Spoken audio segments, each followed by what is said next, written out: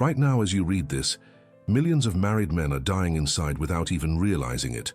They wake up, work, provide, give in, please, beg, and sleep in the same cycle of silent destruction, day after day, year after year, until one day they wake up at 50 looking at a stranger who shares the same house, a stranger who doesn't respect them, doesn't desire them, doesn't see them as men, only as walking wallets with domestic obligations. You're probably one of them. Society sold you a comfortable lie about marriage.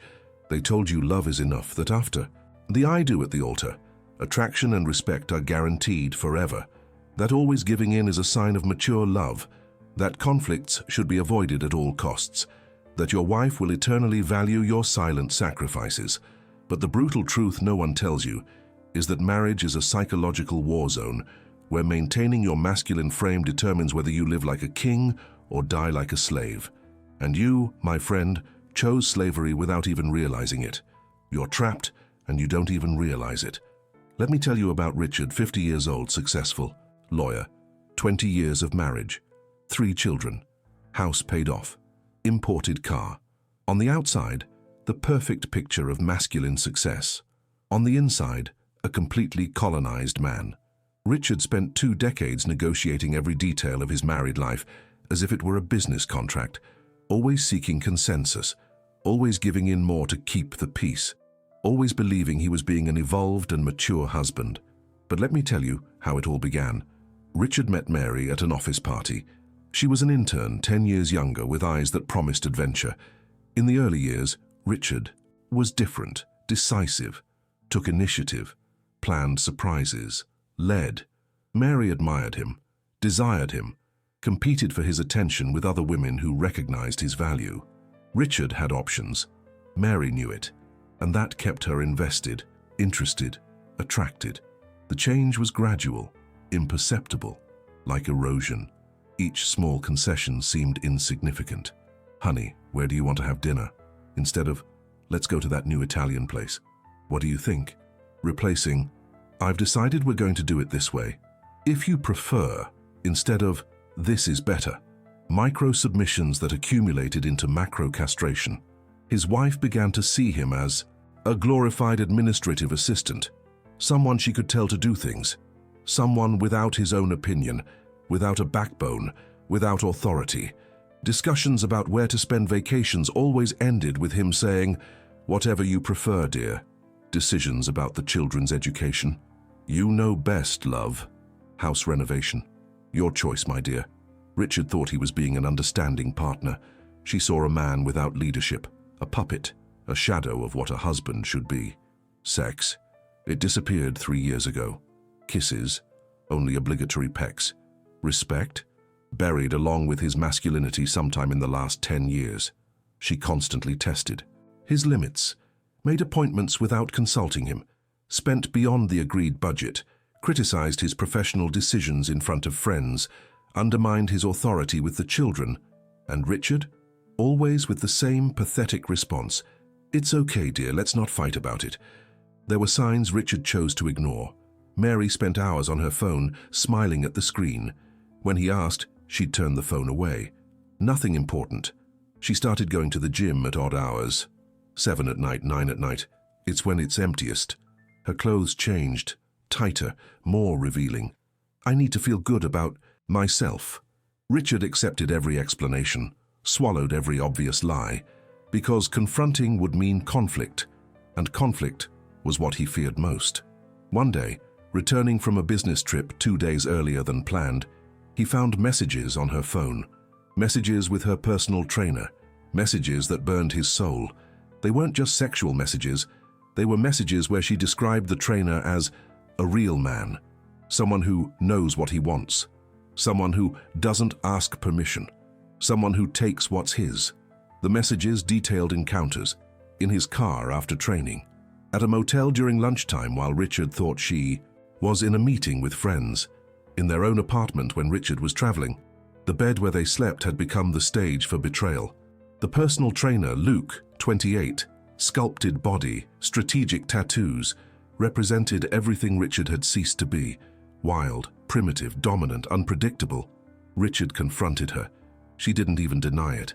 She looked him in the eyes and said, "I haven't seen you as a man in years." The phrase echoed, reverberated, destroyed.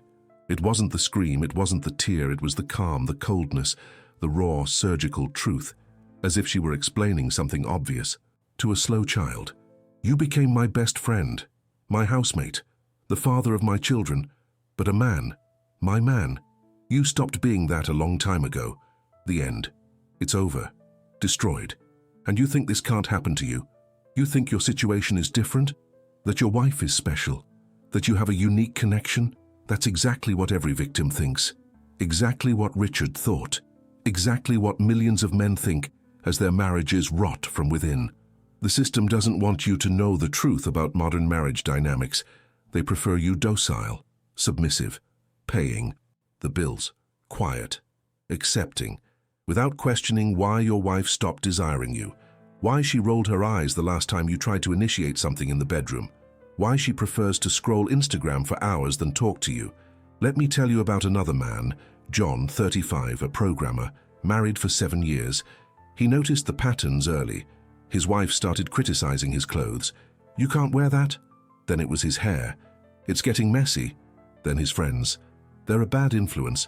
John gave in to everything, changed his wardrobe, cut his hair the way she wanted, distanced himself from his friends. He thought he was being a good husband, adaptable, understanding, but each concession was a test, and each failed test diminished her attraction, until one day she said, "I don't know if I still love you. You've changed. You're not the man I fell in love with anymore." The irony? She had shaped every change. They don't want you to understand that marriage is a wild garden, and you are the gardener. If you don't prune, don't direct, don't lead, don't maintain order with a firm hand, the garden turns into weeds. Weeds suffocate the flowers. Thorns dominate the paths, and what was meant to be an oasis of passion turns into a desert of bureaucratic convenience. Your wife is not your enemy. She is part of the flora of this garden. She reacts to the environment you create, or that you fail to create. When you stop leading, she takes control. Not because she wants to, because someone has to. And when a woman needs to lead a man, something dies inside her. Attraction, respect, desire. She starts testing you. First test, the time offensive. She makes appointments without consulting you, assumes you'll be available, treats your time as her property.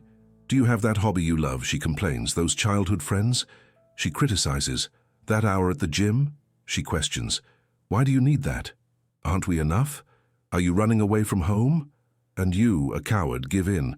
Cancel the fishing trip, abandon the gym, disappear with your friends, become a voluntary prisoner. But see how this happens in practice. Mark, 40, a doctor. He played soccer every Thursday with friends since college. 15 years of tradition. His wife started subtly. "You get home too late." Then escalated. "The kids miss you." Then the emotional blow. "Do you prefer your friends to your family?" Mark reduced it to alternate Thursdays, then once a month. Then he stopped. His friends disappeared. His identity evaporated. All that was left was the doctor, husband, father. Without his own name, without his own life, without his own soul. Second test, the financial siege. She spends beyond what's agreed, buys unnecessarily, ignores the budget. When you question, the emotional attack comes. "Don't you trust me? I work too."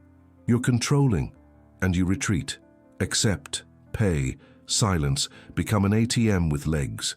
Third test, the critical bombardment. Nothing. You do is right. How you raise the children is wrong. Your professional decisions are questioned. Your family is problematic. Your tastes are childish. Your ambitions are unrealistic. Criticism, criticism, criticism.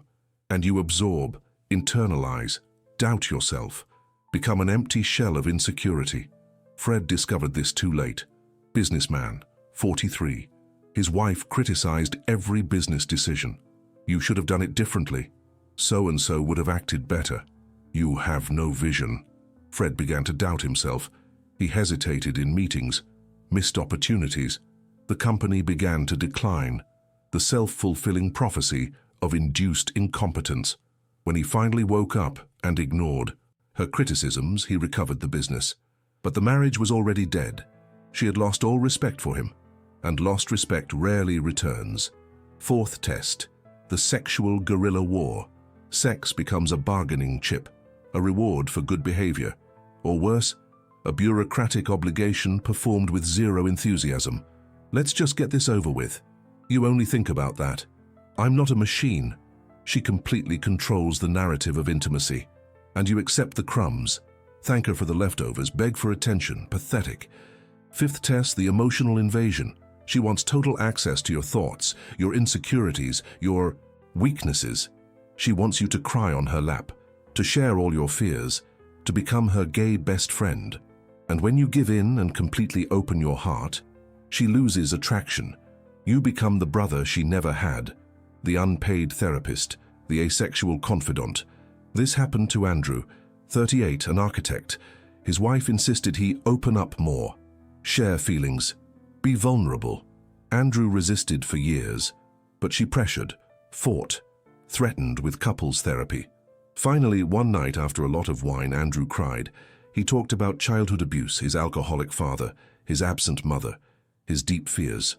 His wife comforted him at that moment, but something changed. Her gaze was never the same. Desire evaporated. 3 months later, she said, "I love you, but I'm not in love." Translation, you became my emotional brother. Sixth test, the social fortification.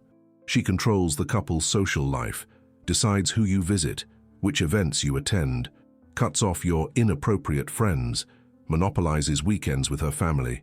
You become a social accessory, a prop, an NPC in her life. Seventh test, the assault on authority. She undermines your authority with the children, contradicts your decisions in front of them, questions your rules, reverses your punishments. Dad said no, but Mom lets you.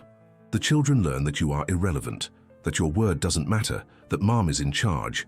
Paul experienced this intensely. 47, an engineer. He tried to discipline his teenage son, established rules, schedules, limits. His wife always intervened. You're too strict. Leave the boy alone. Don't be old-fashioned. The son learned quickly, ignored his father, respected only his mother, until the day he was arrested for drunk driving. His mother cried, "How did we let it get to this point?" Paul knew exactly how, but it was too late to explain. Eighth test, the victimization territory. She is always the victim. You are always the culprit. She's tired because you don't help enough. She's stressed because you don't earn enough. She's unhappy because you're not romantic enough. It's never enough. You're never enough. You're thinking, but she has a point about some things. That's exactly what every victim thinks. You are rationalizing your own destruction, negotiating the terms of your slavery. Some will say, but that's selfishness, not true love. And that's why they remain trapped. Love without respect is dependence. Love without attraction is friendship. Love without polarity is slow death. The truth no one tells you is that she knows exactly what she's doing, not consciously perhaps, but instinctively. She is testing if you are worthy, if you are strong enough to lead her, if you deserve her respect. And every time you give in, every time you retreat, every time you apologize for existing, you fail the test. Weak men explain, strong men act, desperate men beg, men of value leave, colonized men ask permission, free men make decisions, dead men negotiate, living men lead. The system wants you like this, weak, confused, questioning your own masculinity. Modern couples therapy, focused on communication and empathy while completely ignoring power dynamics and attraction. Talk more about your feelings. Be more vulnerable. Understand her side. Talk, talk, talk, while your marriage dies, while your wife fantasizes about men who don't need therapy to know who they are. Let me tell you about a therapy session I witnessed. The therapist, a 50-year-old woman, thick-rimmed glasses, diplomas on the wall, listened to the couple. The husband complained about the lack of sex, the wife about the lack of emotional connection. The therapist's solution: you need more emotional intimacy. Share your fears, your insecurities, be vulnerable with each other. The husband followed the advice, opened up completely, cried in sessions, shared traumas. 3 months later, the wife filed for divorce. "I don't feel attraction anymore," she confessed. The therapist was perplexed. She didn't understand that she had prescribed the death of sexual polarity. The divorce industry, ready to suck every last penny out of you when she decides she can't stand looking at your defeated face anymore. 70% of divorces initiated by women. They leave, you pay. System working perfectly. The media portrays the married man as the family. Idiot. The clown the clever wife needs to manage. Homer Simpson, Phil Dunphy, Ray Romano, all domestic incompetence saved by superior wives. You laugh. She internalizes. The dynamic is established. Social media, she sees successful men, fit men, men with frame, men who lead. While you're on the couch, beer belly, complaining about work, asking permission to buy a beer. The comparison is inevitable, dissatisfaction is guaranteed, and there's more. Instagram is a showcase of perfect lives, couples on paradise trips, men buying expensive jewelry, public declarations of love. She compares, and you always lose. Because she doesn't see the behind the scenes, doesn't see the fights, the debts, the betrayals.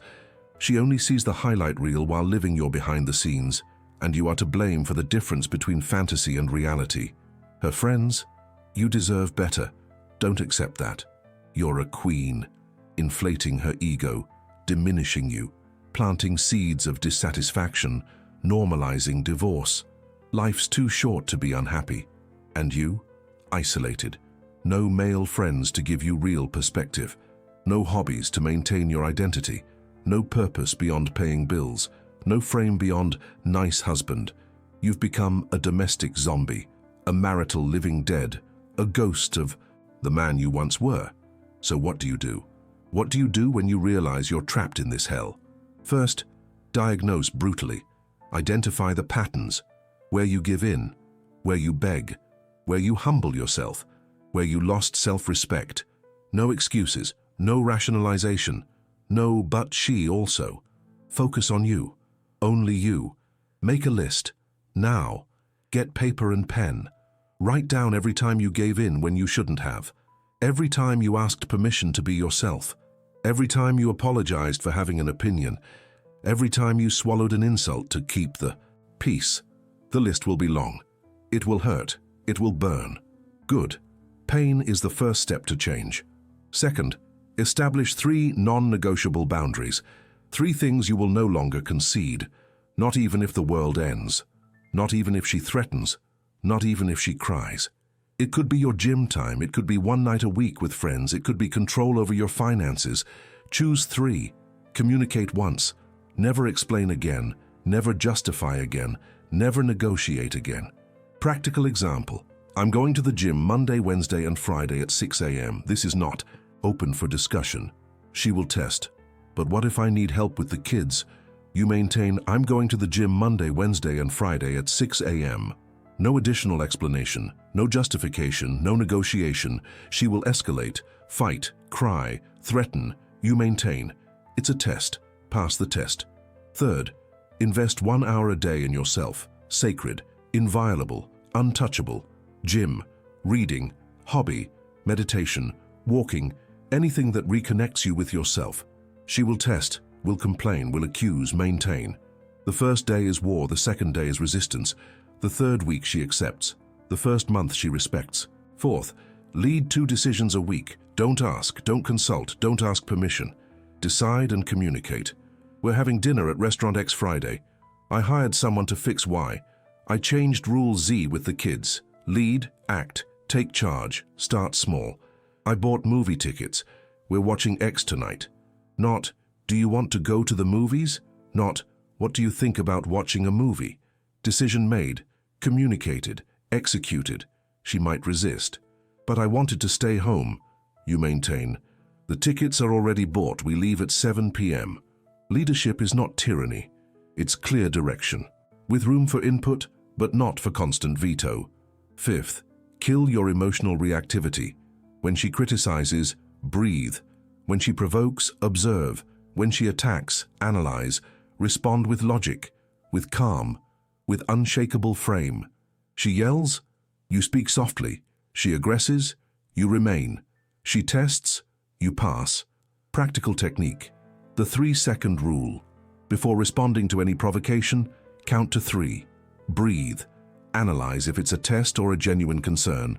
If it's a test, maintain frame. If it's a real concern, lead the solution. Never react. Always respond. Reaction is emotional. Response is rational. Weak men react. Strong men respond. 6th, create calibrated quality spaces. Don't beg for attention. Don't beg for sex. Create high-value moments. Lead experiences. Surprise with action, not supplication. Quality over quantity. Scarcity over abundance. Value over desperation. Charles did this. 45 years old, project manager. 15 years of giving in. 15 years of dying. Until he decided to live. He stopped working overtime to compensate for emotional absence. He went to the gym. Established boundaries about constant criticism.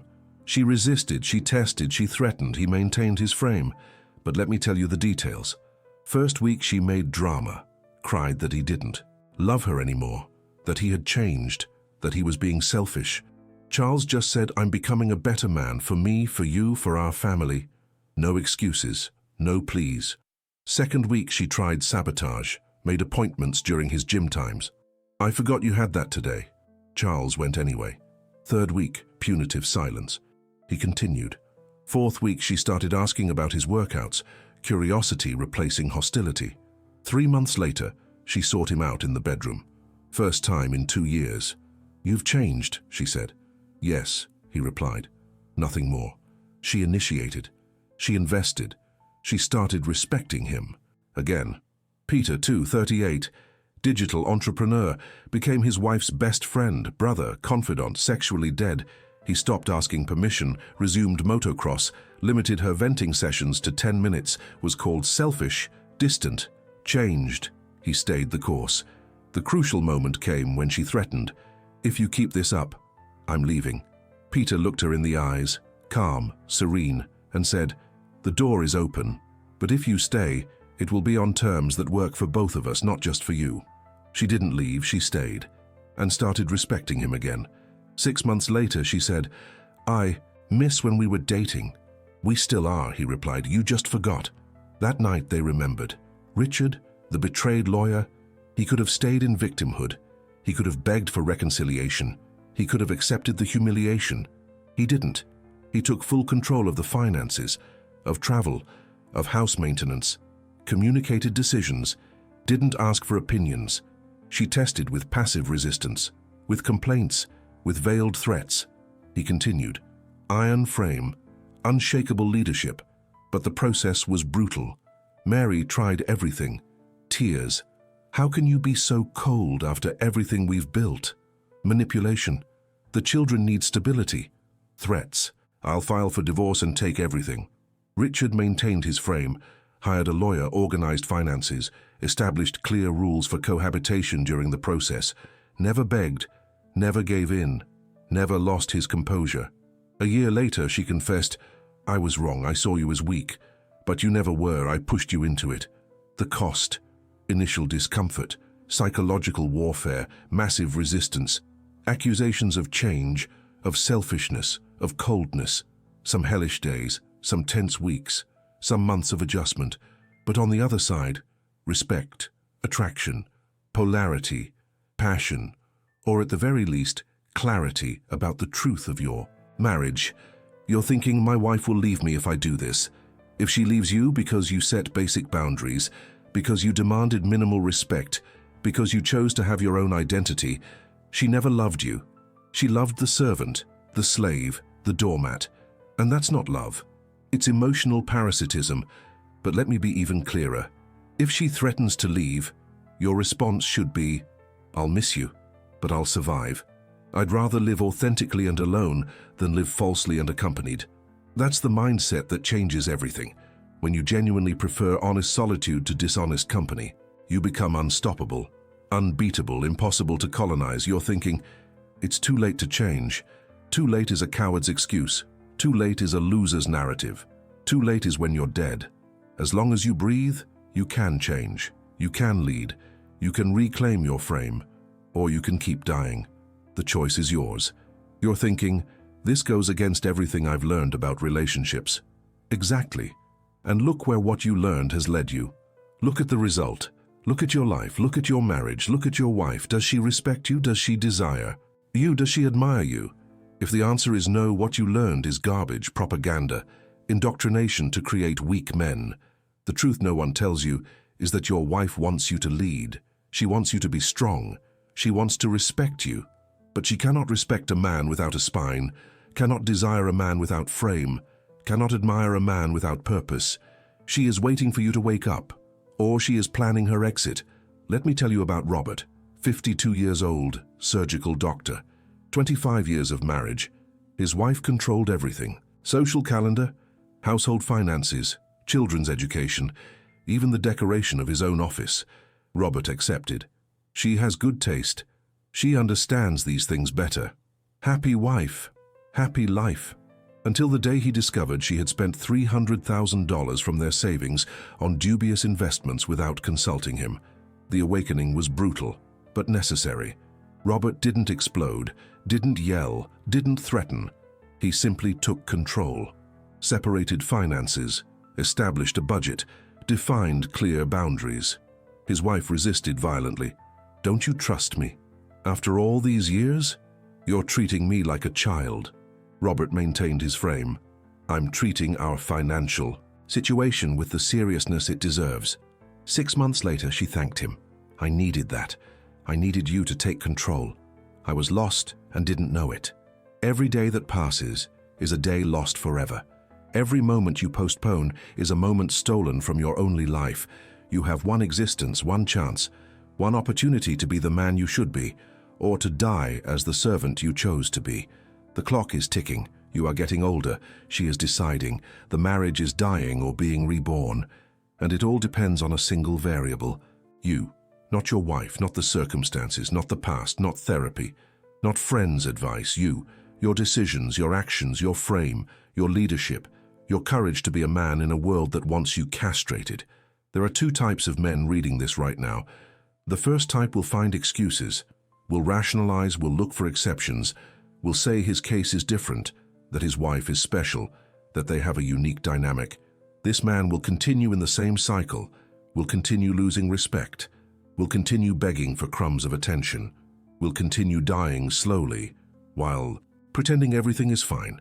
I know this type. They are the majority. They are the ones who comment, "But not all marriages are like that." They are the ones who say, "My wife isn't like that." They are the ones who claim, "Our relationship is based on equal partnership." And they are the same ones who 5 years later are crying at the bar about divorce, about how they didn't see the signs, about how she changed out of nowhere. She didn't change. She just stopped pretending respect for someone who never deserved it. The second type is already planning, has already identified the patterns, has already chosen the boundaries, has already decided enough is enough, that the era of the doormat is over, that the reclamation begins now. This man may fail, may face brutal resistance, may even lose the marriage, but he will gain something much more valuable: self-respect, dignity, frame, masculinity. This second type doesn't need more convincing, doesn't need more examples, doesn't need more stories. He knows. Deep down, he always knew. He just needed someone to verbalize what he felt, to confirm that he's not crazy, that the dissatisfaction is legitimate, that change is possible, that reclamation is necessary. Charles was the first type, until he almost lost everything. Peter was the first type, until he became his own wife's brother. Richard was the first type, until he found the messages. They all needed a slap of reality to wake up. Will you wait for yours? Will you wait for her to cheat on you, abandon you, publicly despise you? Or will you act now? You know I'm right. You feel deep in your soul that something is wrong, that you've lost something essential, that you are no longer the man she met, that you've become a shadow, an echo, a faded memory of what you once were. But you still breathe. You still have time. You can still change. Not for her, for you, because you deserve respect. You deserve desire. You deserve admiration. You deserve to live as a man, not as a domestic servant with occasional benefits. Change begins with a decision, A choice. A moment where you say, enough. No more. It's over. From today, I lead my life. I set my terms. I maintain my boundaries. I reclaim my frame. She will resist, it's guaranteed. She will test every change. She will question every decision. She will attack every boundary. It's what they do. It's how they confirm that you are real, that you are strong, that you deserve their respect. If you give in at the first resistance, you confirm her belief. You are weak. If you maintain your frame, if you persist, if you lead with unshakable conviction, something magical happens. She relaxes. She accepts. She respects. She leans into the feminine while you occupy the masculine. This is not manipulation. It is polarity. It is nature. It is what she secretly desires but cannot ask for.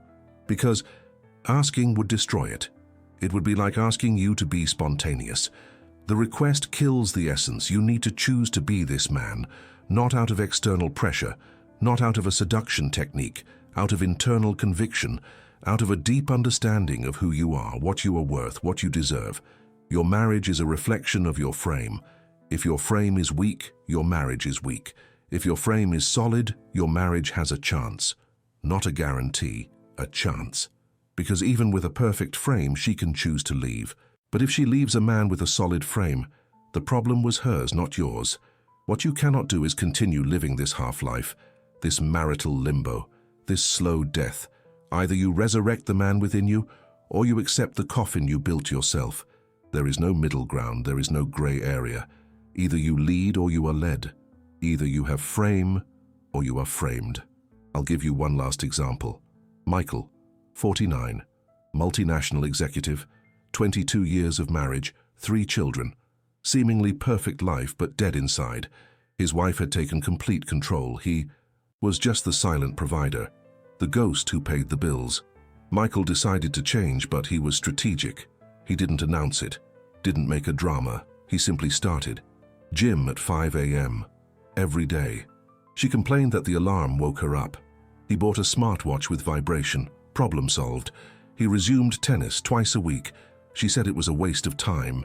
He didn't respond. He just continued. He started going out with friends once a week. She made a scene. He remained calm. I need this for my balance. I'll be back at 11 p.m. 6 months of resistance, constant tests, provocations, threats. Michael maintained his frame, never over-explained, never justified himself, never asked permission. He just did it. A year later, the transformation was visible. Not just physical, mental, emotional, spiritual. His wife started joining him at the gym, started asking about tennis, started respecting his outings with friends, started initiating sex, started treating him like a man. What happened to you? She asked one day. I came back, he replied. Came back from where? From the place where men go to die keeping the peace. She understood. And for the first time in years, desire returned to her eyes. One day time runs out. One day you wake up at 60, 70, looking back and realizing you lived someone else's life, that you followed someone else's script, that you died without ever truly living. That day is coming, faster than you think. How many years have you already wasted? How many opportunities have you already missed? How many times have you given in when you should have held your ground? How many times have you begged when you should have walked away? How many times have you accepted when you should have refused? The past is over, dead. It won't come back. But the future is still open, still available, still waiting for your decisions, your actions, your leadership. You can keep blaming her, blaming the circumstances, blaming society, blaming the media, blaming everyone except the only person who has the power to change your situation, you. Or you can take total responsibility, not for the crap that happened, but for what happens from now on, for the man you choose to be from this moment, for the frame you decide to maintain, for the boundaries you set, for the life you build. I'm not saying it will be easy. It will be brutal, it will be painful. It will be the hardest war you've ever fought, because the enemy is not your wife. It's yourself, your fears, your insecurities, your conditioning, your limiting beliefs, the fear of abandonment that makes you accept anything, the fear of conflict that makes you always give in, the fear of loneliness that makes you cling to crumbs, the fear of judgment that makes you follow the script, the fear of failure that makes you not even try. All these fears are chains, and you have the key. You always have. You just chose to forget where you put it. But on the other side of this war is freedom. Not freedom from responsibilities. Freedom to be who you really are. To live on your terms. To be respected for who you are, not for what you provide. To be desired for your presence, not for your utility. Some of you will share this and go back to the same pathetic life tomorrow. You'll feel the impulse for change for a few minutes, and then inertia will win. The comfort of the known prison will be stronger than the risk of unknown freedom. Others will start small. One boundary, one decision, 1 hour at the gym, and they will build momentum. Day after day, week after week, until one day they wake up and realize, I'm back, it's me again, I'm alive. And your wife? She will notice. It may take weeks, it may take months, but she will notice, and she will react. She may resist initially, she may attack violently, she may even threaten. But if you stay the course, if you persist, if your frame is unshakable, she will make a choice. Either she accepts the new you and the marriage is reborn on new terms, or she rejects it and you separate. Both results are victories, because both are truth, both are authentic, both are better than the lie you are living now. You deserve a woman who respects you, who desires you, who admires you, who follows your leadership, who trusts your decisions, who values your presence. If your current wife cannot be that woman, even with you being the best man you can be, then she is not the right woman for you. But first you need to be that man. You cannot demand respect without being respectable. You cannot demand desire without being desirable. You cannot expect admiration without being admirable. You cannot lead without direction. You cannot have frame without conviction. The journey begins now, at this moment, with a decision. Will you continue reading stories of other men who changed? Or will you write your own story? Will you continue watching videos about masculine frame? Or will you build yours? Think of Charles coming back from the gym, sweaty, strong, alive, while his wife watches him with different eyes. Think of Peter on his motocross, free, wild, a man while his wife feels something she had forgotten. Think of Richard making decisions, leading, commanding, while his wife rediscovers the man who once won her over. Now think of yourself, 6 months from now, a year, with a solid frame, clear boundaries, defined purpose, natural leadership. What would your life be like? What would your marriage be like? What would your wife's gaze be like? This is not fantasy. It is possibility. It is potential, waiting for activation. It is the man within you waiting for permission to exist. But the permission needs to come from you. No one else can give it. No one else will give it. The choice is brutal and simple. Keep dying or start living. Keep giving in or start leading. Keep begging or start commanding. Keep being the man she learned to despise or become the man she cannot ignore. There is no magic. There is no shortcut. There is no secret technique. There is only the daily decision to be a man, to maintain frame, to lead your life, to set your terms, to live your truth. Every day you postpone is a day stolen from your transformation. Every moment of hesitation is a moment of confirmation of your weakness. Every excuse is a nail in the coffin of your marriage, but every action is a step towards freedom. Every boundary maintained is a building of respect. Every decision led is a demonstration of strength. Every moment of solid frame is a declaration of who you choose to be. We have reached the end. But for you, it can be the beginning, the moment where everything changes, where you stop being a spectator of your own life and become the protagonist, where you stop reacting and start creating, where you stop dying and start living. Look at your life now. Look honestly, without filters, without excuses, without rationalizations. Are you satisfied? Are you alive? Are you being respected? Are you leading? Are you in control? If the answer is no, you know what you need to do. Not tomorrow, not Monday, not next year, now, today, at this moment. Get up, go to the gym, set a boundary, make a decision, lead something, anything, but do it. Act. Move. Because while you are reading this, thinking, considering, rationalizing, your wife is deciding if you are still man enough. Time is passing. The decision is being made, with or without you. Weak men wait for the perfect moment. Strong men create the moment. Dead men have no moments. Which do you choose to be? The choice has always been yours. It always will be yours. You can blame the world. You can blame her. You can blame the circumstances. But in the end, alone in the dark, you know the truth. You chose every concession, every retreat, every accepted humiliation, and you can choose differently from now on. From this second, you can choose frame, choose leadership, choose self-respect, choose to live. As a man, your wife is waiting, not consciously, but instinctively, waiting for you to wake up, waiting for you to lead, waiting for you to be the man she can respect, or waiting for the final confirmation that you will never be that man. What she discovers depends on what you do from now on. The choice is yours. The choice has always been yours. And deep down, way deep down, you always knew it.